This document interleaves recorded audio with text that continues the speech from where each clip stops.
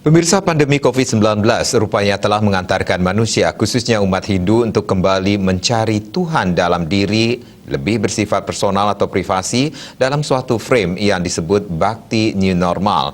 Dengan mengadopsi pandangan Piliang 2005, aktivitas ritual atau yatnya seperti yang selama ini berlangsung dalam koridor Megama Ramya cenderung tampak sebagai ruang dan waktu pemanjaan hasrat terkesan menjauh dari kesempatan penyucian jiwa.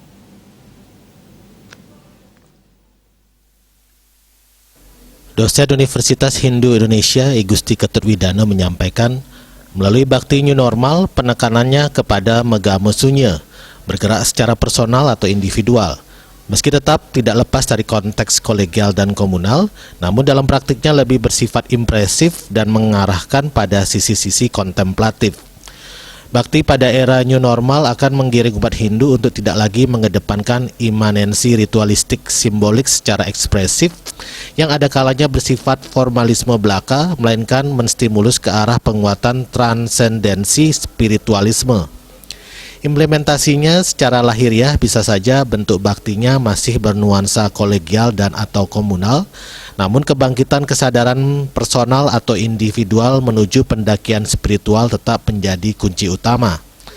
Dalam konteks aktivitas bakti ritual misalnya, jika sebelum pandemi kegairahan umat Hindu melaksanakan dan mempersembahkan upacara. Dalam konteks aktivitas bakti ritual misalnya, jika sebelum pandemi kegairahan umat Hindu melaksanakan dan mempersembahkan upacara yatnya.